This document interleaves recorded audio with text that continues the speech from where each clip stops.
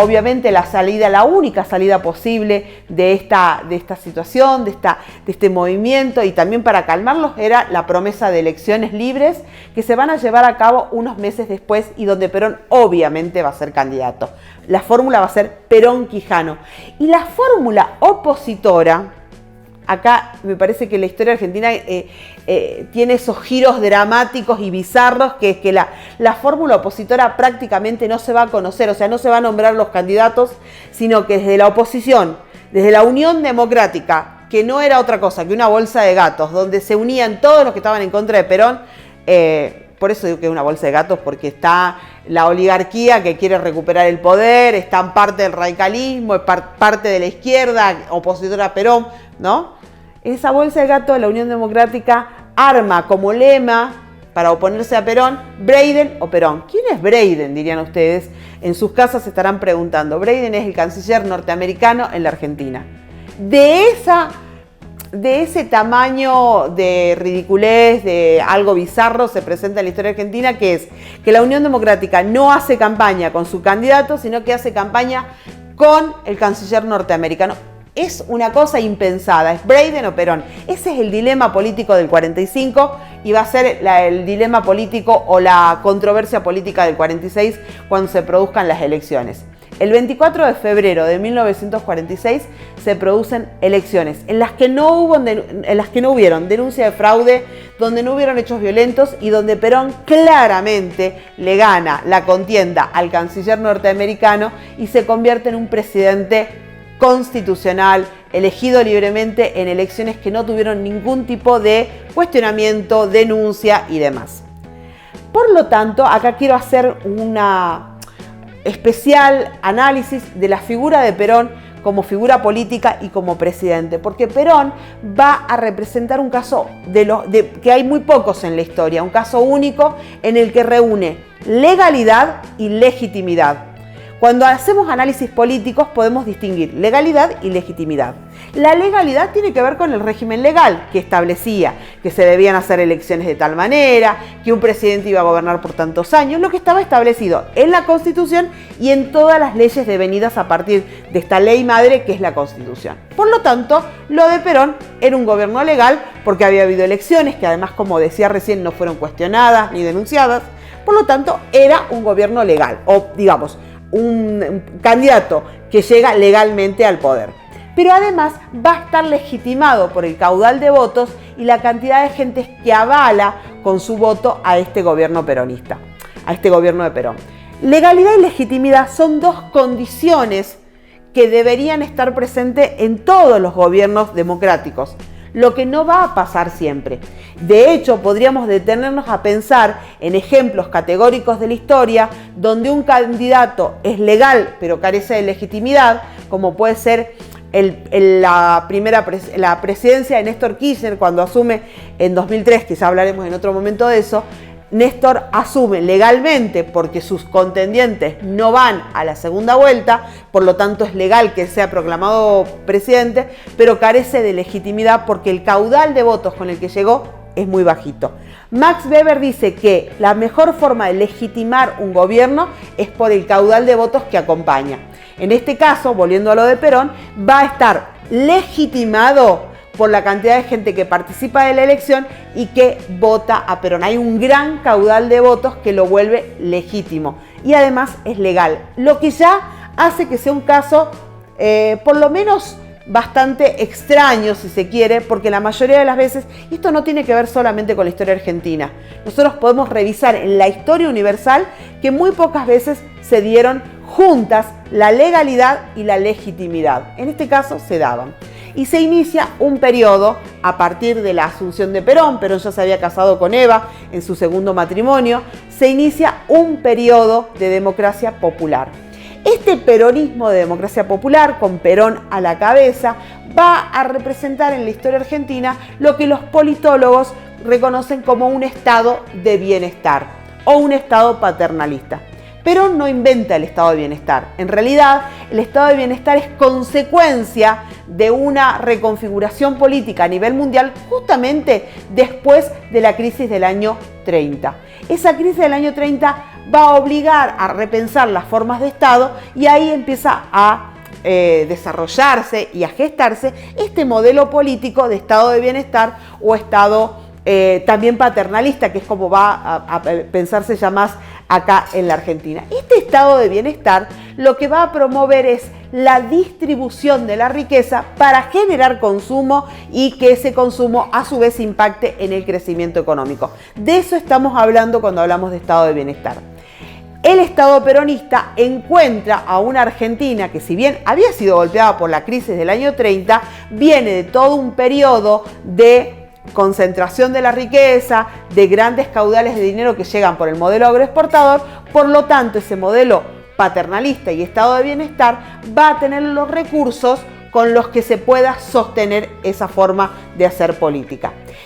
Es importante entender esto para no caer en los reduccionismos de por qué este Estado peronista distribuye la riqueza. Este Estado peronista está incluido, está inmerso en un movimiento político mundial donde las formas empiezan a cambiar y ahí aparece el estado de bienestar y no lo inventa Perón, es una teoría de Lord Keynes en Gran Bretaña. O sea, para ir aclarando algunas cuestiones. Bueno, vamos a ver cómo este estado paternalista, este estado de bienestar, hace llegar esta distribución hacia los sectores populares. Se van a diseñar, se van a planificar, valga la redundancia, los planes quinquenales, que son planes de 5 años, donde lo que se establece es un plan estructural para el desarrollo de este país que es la Argentina. ¿Por qué digo estructural? Porque va a atender a los diferentes aspectos necesarios para ese desarrollo estructural.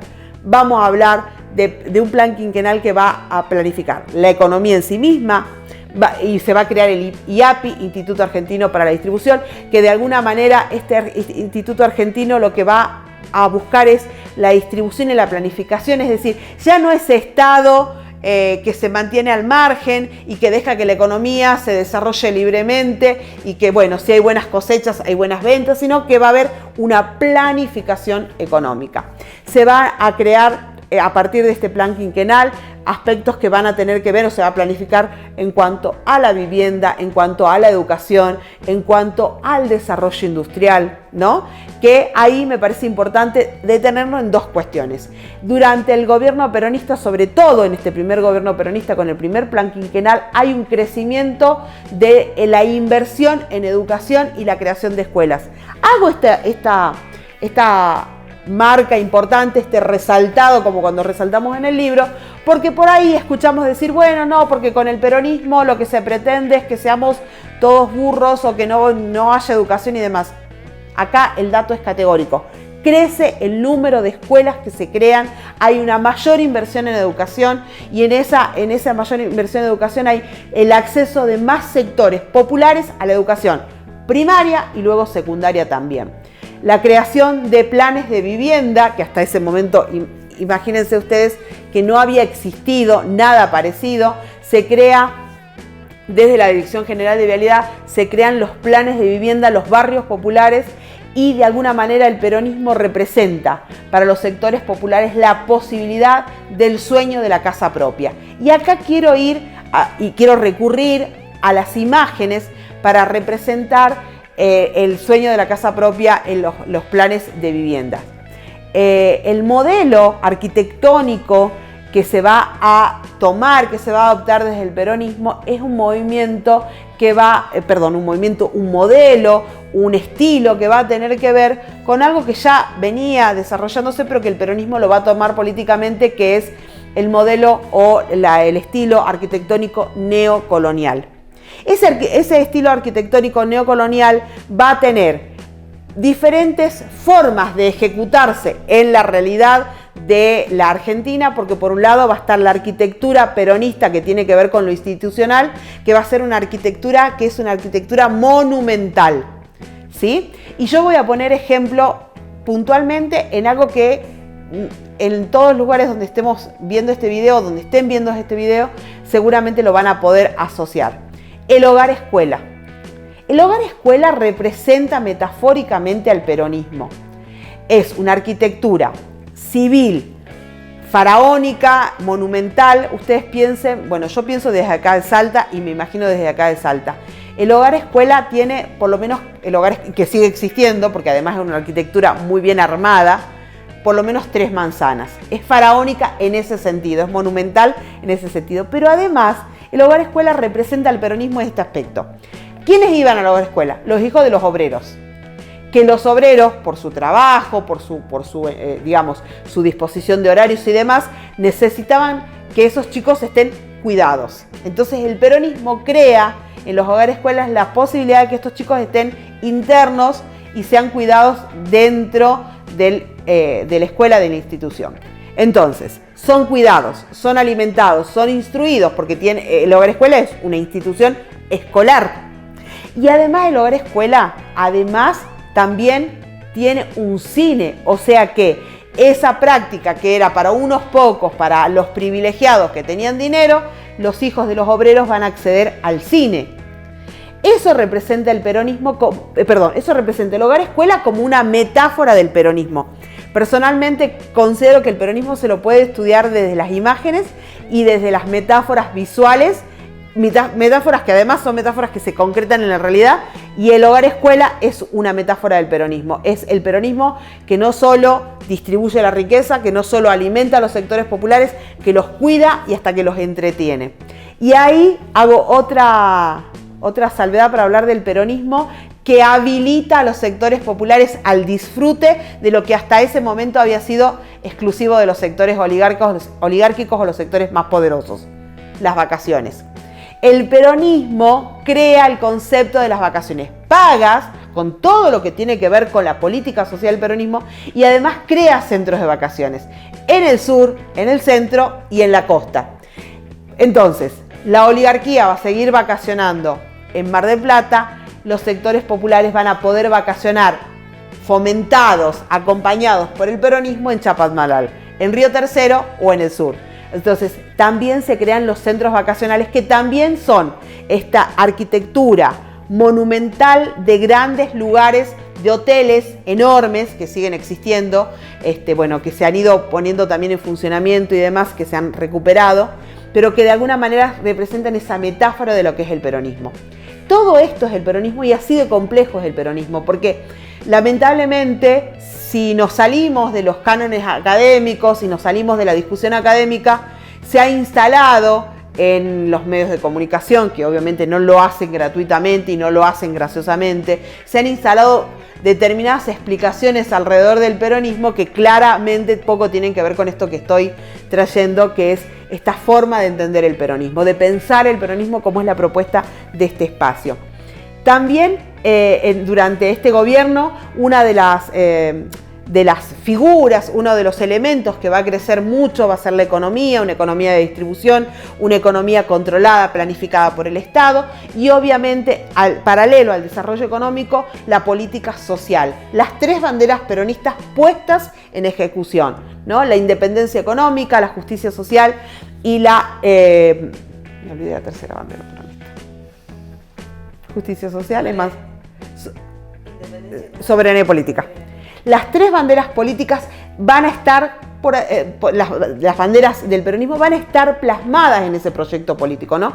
La soberanía, y acá es muy importante pensar que Perón juega un rol fundamental en un mundo bipolar, donde los países emergentes como el nuestro estaban destinados, si se me permite la expresión, como diría Gabriel García Márquez, a comer la sopa capitalista o la sopa comunista, o a morirse de hambre. Y Perón dice: no, señores, ni primera ni segunda posición, tercera posición, soberanía política, y crea una bandera política en la que propone que los países emergentes, los países pobres de América del Sur, no estén condicionados por la política de la primera posición Estados Unidos, de la segunda posición Rusia. Dice tercera posición, y dice Perón, ya en aquella época: el 2000 nos encontrará unidos o dominados. Yo se los dejo ahí abierto para que ustedes lo piensen. ¿En qué lugar nos encontramos a partir de los 2000 en un mundo globalizado donde claramente Perón fue un visionario y vio cómo se venía tejiendo esa historia y esa geopolítica internacional? Perón habla de la soberanía política y habla de la tercera posición. Habla de la justicia social y la independencia económica. Estas tres banderas del peronismo las sostiene durante su gobierno y las sostiene coherentemente, porque hay un plan que tiene que ver con los planes quinquenales, hay un plan para sostener estas tres banderas y hacer de este país una potencia económica. Y ahí aparecerán los detractores a decir, bueno, pero la Argentina tenía grandes caudales de dinero guardados y el tesoro y lo demás y después del peronismo. Señores, hay que entender que el peronismo no se lo dejó concretar, no se dejó concretar los planes quinquenales. El primer plan quinquenal se lleva a cabo, pero el segundo plan quinquenal queda completamente trunco cuando se produzca el golpe de Estado. Pero antes de ir al golpe de Estado quiero hablar de la justicia social. Esta justicia social que va a tener como figura icónica la figura de Eva, una mujer muy joven, de un trabajo muy corto histórico, porque su vida, lamentablemente su vida política, va a tener que ver con su vida física, obviamente, con su estadía en este plano, y que claramente se va a ver truncada por una enfermedad, que además, abro paréntesis, fue festejada por los oligarcas que pintaban en las calles "Viva el cáncer". Odiadores más que eso creo que no existe en ninguna parte del mundo.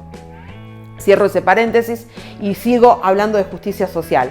Una Eva Perón que lleva adelante, a partir de lo que va a ser la Fundación Eva Perón, la distribución de bienes para los sectores populares. La máquina de coser, la máquina Singer, que también es un icono del peronismo y que también representa la posibilidad para las mujeres de escribir una historia diferente.